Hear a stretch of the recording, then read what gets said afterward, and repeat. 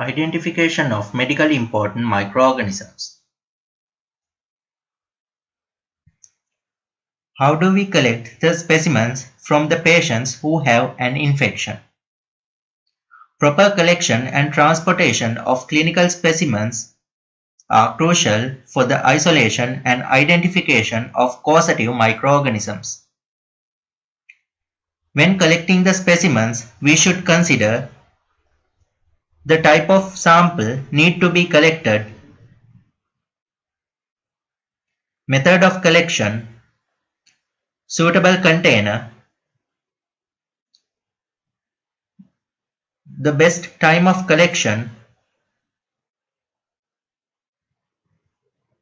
the way of transportation to the laboratory.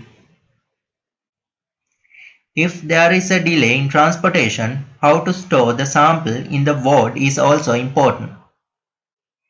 The sample should be sent to the laboratory along with a properly filled request form.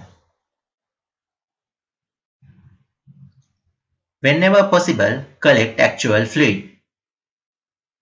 When swabs are collected, the swabs absorb only small quantities and they are unfriendly for even transportation. Always collect adequate volumes of the sample. And also, you should know the number of consecutive samples need to be sent to the laboratory if any. Optimally, clinical specimens should be obtained at the acute phase before antimicrobial therapy. Specimens should be collected when the causative organisms are most concentrated. For an example, sample of sputum and urine are collected early in the morning.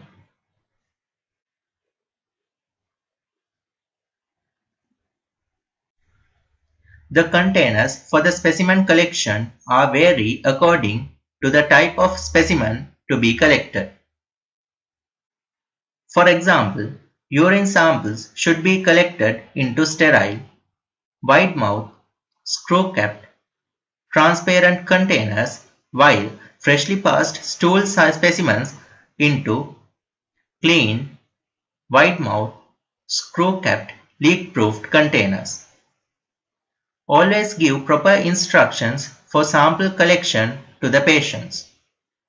After collection, the specimens should be correctly labeled.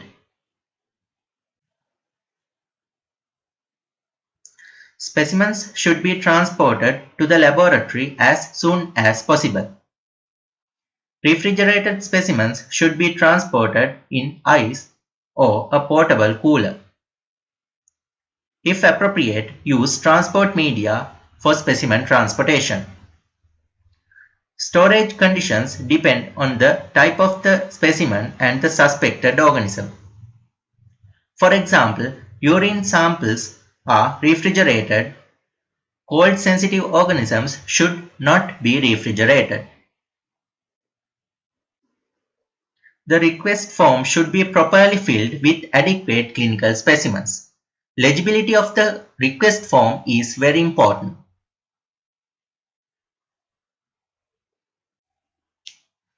Let's move into laboratory identification of medically important microorganisms. Before specimens are cultured, their macroscopic and microscopic appearance should be noted. For example, blood culture bottles are examined for the turbidity, hemolysis, and pellicle formation. For urine, its color and turbidity are noted. For sputum, it is examined whether it is mucoid, purulent, salivary, or blood stained.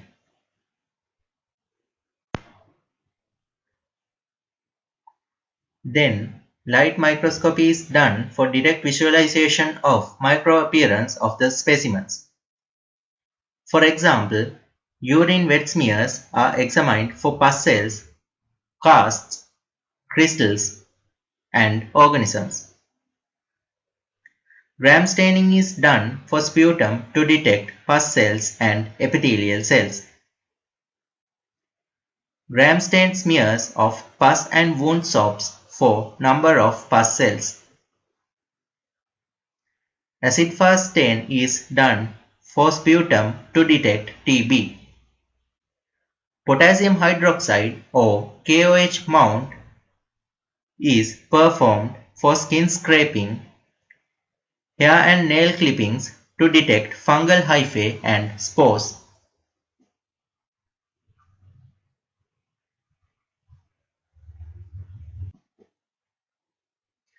These are some microscopic images: gram staining, KOH mount, acid-fast stain and dark ground microscopy.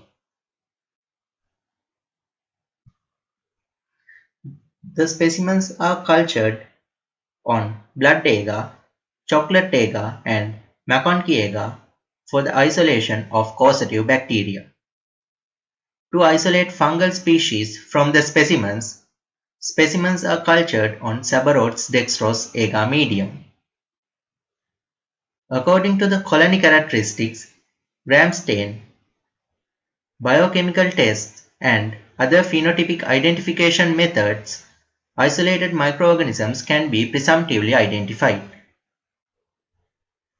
After identification of causative agent, antibacterial or antifungal susceptibility testing, AFST or ABST, are performed to see the sensitivity or resistance of the antimicrobial agent.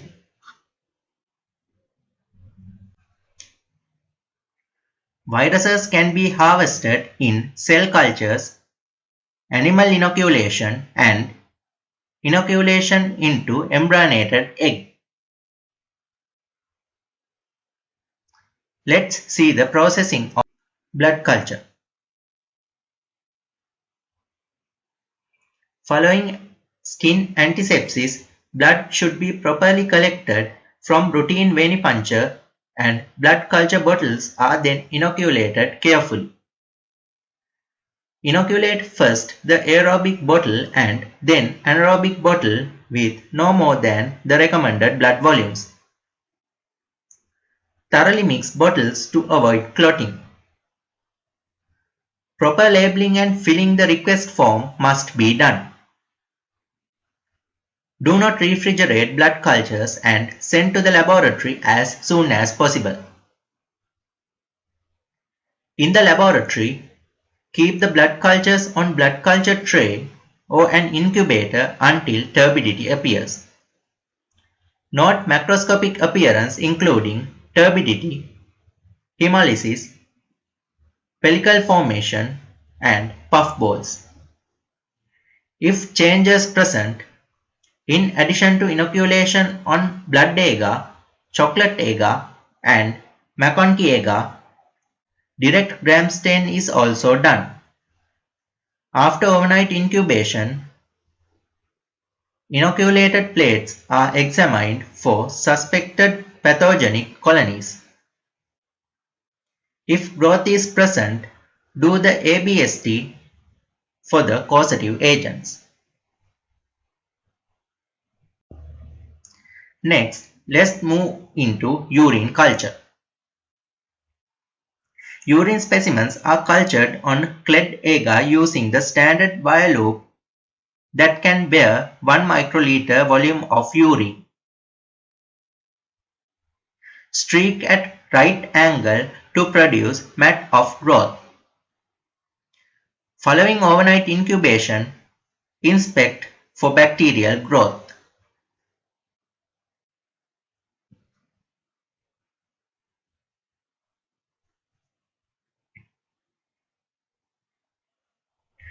Let's move into serological identification. The term serology is used to describe a broad scope of laboratory tests that use specific antigen and serum antibody reactions. Few important serological tests are heme agglutination and heme agglutination inhibition tests, immunofluorescence techniques, neutralization tests, enzyme-linked immunosorbent assay or ELISA, particle agglutination, and Western blot, etc.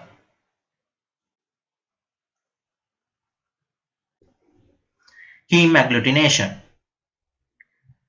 Heme agglutination is demonstrated either using red blood cells or latex beads as the carrier, which increase agglutination visibly, hence sensitivity. If the antigen interacts directly with the carrier, red cells cause agglutination. Certain viruses can agglutinate red cells. Therefore, this can be used to diagnose some viral infections. As an example, detection of influenza A virus.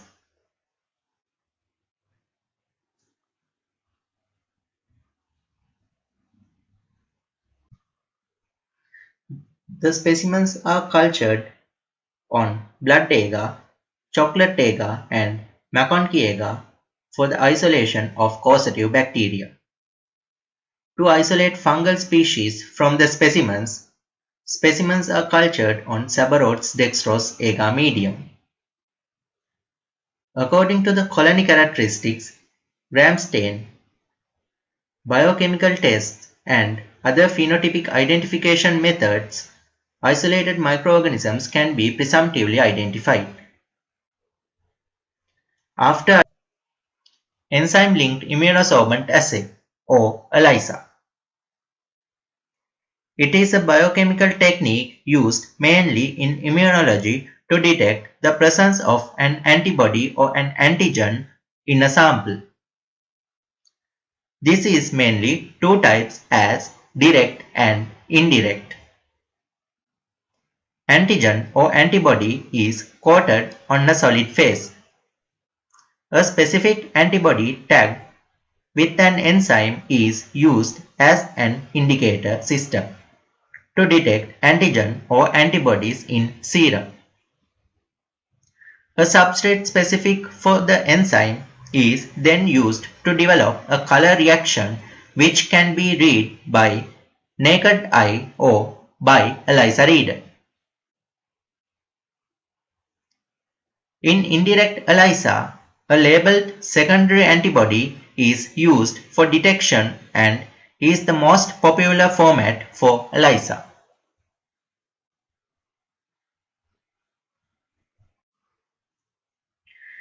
Western blot is used to detect specific proteins in a sample of tissue homogenate or extract.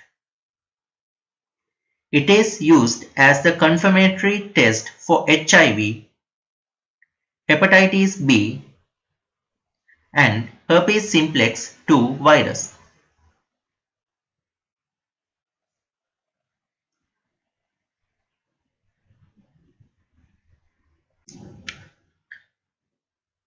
Let's move on to molecular identification methods. Polymerase chain reaction or PCR is used to amplify a segment of DNA of interest, resulting a large amount of copies from a small initial sample. Amplification of DNA segments makes possible the detection of pathogenic virus, fungi, and bacteria. These techniques are highly sensitive, specific, and rapid. There are variations of PCR including real-time PCR, multiplex PCR, and so on. Restriction fragment length polymorphism or RFLP, sequencing, and next-generation sequencing are several genotyping methods.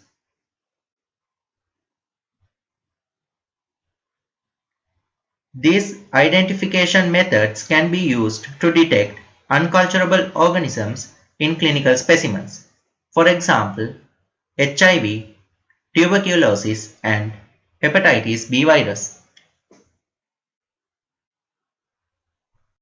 Blood culture.